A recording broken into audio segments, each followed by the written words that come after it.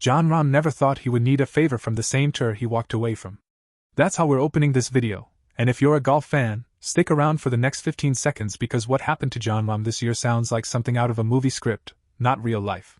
A guy who once had the golf world in his hands, who won the Masters, who won the US Open, who was supposed to be the next Seve Ballesteros, walked away from all of it for LIV money, and now, in the middle of 2026, he is fighting his way back into rooms that used to belong to him without question. This is the story of Jon Rahm's return, the deal that made it possible, the near miss at a major that changed how people talk about him again, and the wild 2 majors in a row conversation that is suddenly following him into the Open Championship. If you love golf drama, redemption arcs, and the kind of storyline that makes you want to actually watch the leaderboard this weekend, hit subscribe right now, because this channel breaks down exactly this kind of story every single week, and trust me, you don't want to miss what comes next in this one. Now let's get into it. Let's rewind for a second so everyone watching understands exactly what we're dealing with here, because context is everything with this story. Back in late 2023, Jon Rahm was arguably the best golfer alive not named Scottie Scheffler. He had just won the Masters. He had already won a US Open. He was a former world number 1. He had 11 PGA Tour wins to his name before he turned 30. And then he did something that shocked a huge chunk of the golf world. He signed with LIV Golf, the Saudi-backed league that had already pulled away stars like Brooks Koepka, Bryson DeChambeau, and Dustin Johnson. The number being thrown around for Rahm's deal was enormous. Some reports suggested it eclipsed anything LIV had paid before. And with that signature, Jon Rahm effectively cut himself off from regular PGA Tour events. Not forever, not completely, because he could still play in the 4 majors as long as he qualified, but the week-to-week PGA Tour product, the FedEx Cup race, the signature events, all of that became off limits to him the same way it did for every other LIV defector. Here's the thing people forget though. Rahm didn't resign his PGA Tour membership when he left. That detail matters a lot for where we're going in this story, so keep it in your back pocket.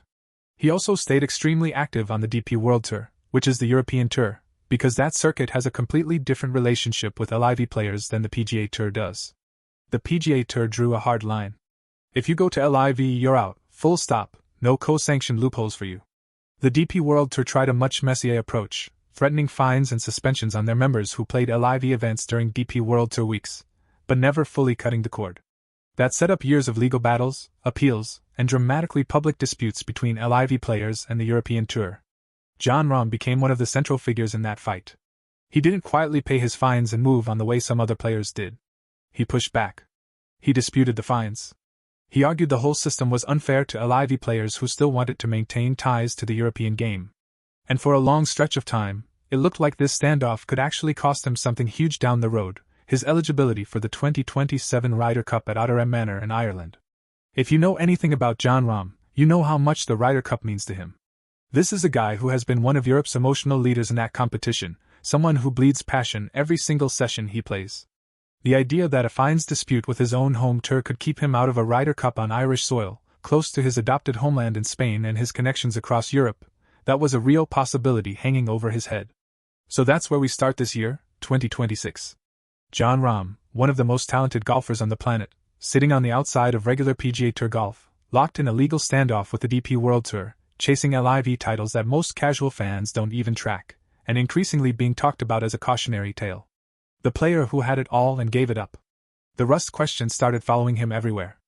Every time he played a major, commentators would bring up how his ball striking numbers had shifted, how his composure sometimes cracked in ways it never used to, how the LIV format with no cut, smaller fields, and shotgun starts might be dulling the competitive edge that made him special in the first place.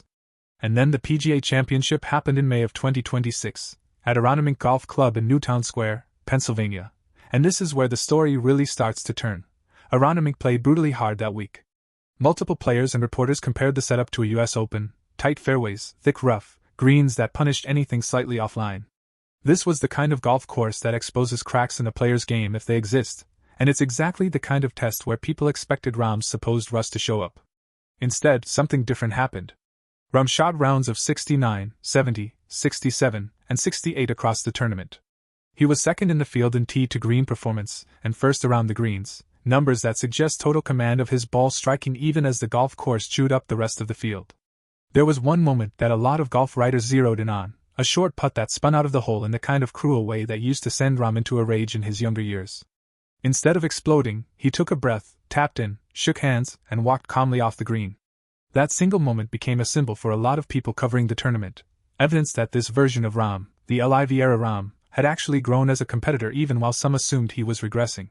By the time the weekend was over, Rahm finished tied for second, just behind Aaron Rai, who made a long putt on the 16th hole that proved to be the separator. Rahm was honest about the disappointment afterward. He said he played really good golf and that's the only way to look at it, admitting he just couldn't get the speed of the greens to cooperate, and couldn't convert enough putts to catch Rai down the stretch. But here's the number that mattered more than the finish itself.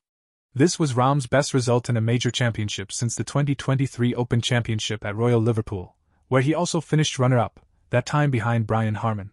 2 majors, 2 runner-up finishes, and in between them, an entire era of people questioning whether he'd lost a step by jumping to LIV. That PGA Championship result flipped the entire narrative overnight. Instead of talking about Rahm as a cautionary tale, golf media started asking a much more interesting question. What if he's actually still one of the best players alive? LIV schedule and all, and what happens if he gets a real run at a major title again? That question became even more relevant almost immediately, because right around the same time, Rahm's standoff with the DP World Tour finally ended. In May, Rahm and the DP World Tour reached an agreement to settle the entire fines dispute. Rahm agreed to pay his outstanding fines and commit to playing 5 DP World Tour events during the remainder of the 2026 season, some of which were specifically selected by the tour itself rather than left entirely to his choice. This wasn't the exact same pathway other LIV defectors had been offered, it was a slightly different negotiated deal, but the effect was the same. Rahm was back in good standing.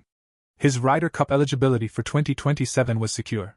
And in his own words at the time, there was no longer a standoff, both sides had made some concessions, and an agreement had been reached. Now here's where things get really interesting for this story, because one of Rahm's 5 required DP World Tour appearances landed on an event that most casual fans wouldn't think twice about, but that turned out to be one of the most talked about storylines in golf this summer. The Genesis Scottish Open. The Scottish Open is technically a DP World Tour event, but for the last several years it has also been co-sanctioned by the PGA Tour. That single detail is the whole key to this entire storyline, so let's slow down and actually explain it, because it's a little complicated and it's exactly why this became such a big deal. Since LIV Golf's founding, players who joined the Rebel League have been essentially banned from playing regular season PGA Tour events.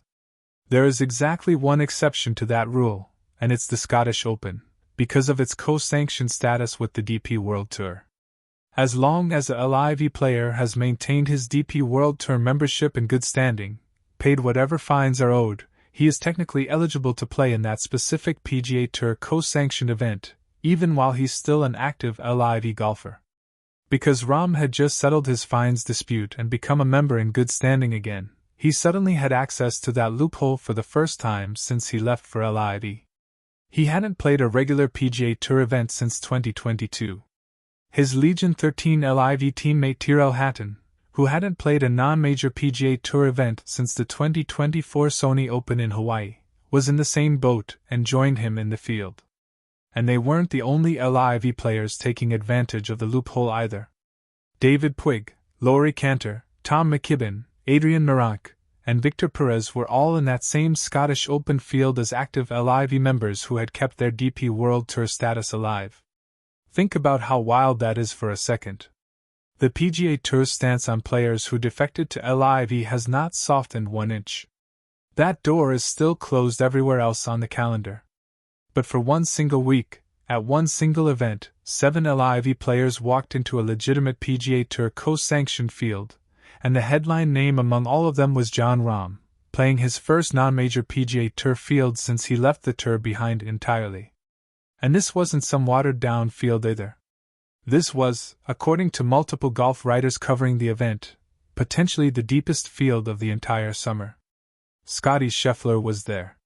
Rory McIlroy was there.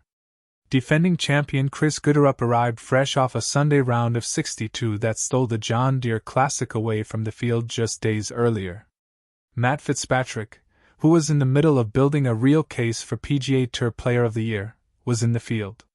Victor Hovland, fresh off finding something in his game after a rough stretch at Shinnecock Hills, was rowing his way over to Scotland too, as more than one writer put it. This was a legitimate murderer's row of a field, at the Renaissance Club, serving as the ideal dress rehearsal for the following week's Open Championship at Royal Birkdale. Rahm walked into his pre-tournament press conference, and the mood around him was completely different from where it had been even a few months earlier. He was smiling. He told reporters it was a lot of fun, and that it was great to be there. That's a small quote, but it tells you everything about where his head was at compared to the frustration and standoff energy that had defined so much of his last couple of years. Here's the part of the story that turns this from a nice feel-good comeback into something with actual stakes attached.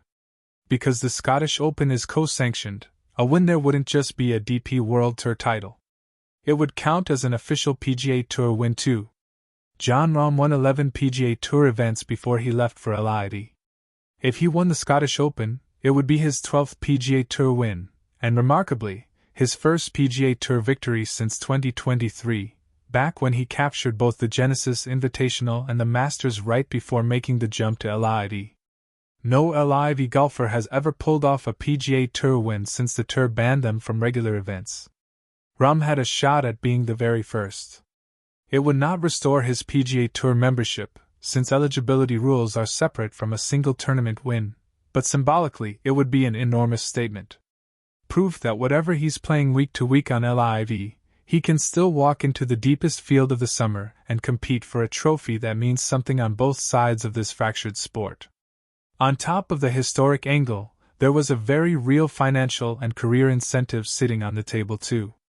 The tournament's winner would take home $1.62 million from a $9 million purse, along with an exemption into the following week's Open Championship at Royal Birkdale, and an exemption into the 2027 Masters, unless the winner was already qualified through some other pathway. For a PGA Tour or DP World Tour member outside the LIV group, a win also came bundled with a PGA Tour card through at least the 2027 season, though that particular perk wouldn't apply to Rahm or Hatton given their separate LIV status. Rahm's history at the Scottish Open specifically is actually a little rough, which added another layer of intrigue. According to Data Golf rankings, Rahm sits at number 2 in the world, and he has held a top 10 spot in that model for roughly the past 7.5 years. That is an absurd level of sustained excellence across every tour he's competed on. And yet, somehow, the Scottish Open is one event he has never conquered. He finished tied for 55th back in 2022 and had a better showing with a solo 7th place finish in 2021, but a win at the Renaissance Club had eluded him even in his prime PGA Tour years. Golf analysts pointed out that the golf course itself, an Americanized take on traditional links golf, actually suits his ball-striking profile extremely well, and multiple writers previewing the event specifically flagged Rahm as a real contender, with one Golf Digest breakdown explicitly stating that if he arrived in Scotland prepared and dialed in with the putter, nobody should discount his chances of winning that co-sanctioned PGA Tour event, calling it a storyline nobody would forget if it actually happened. Now let's connect this to the biggest phrase that's been floating around golf media this summer, the one probably in the title of this very video. 2 majors in a row.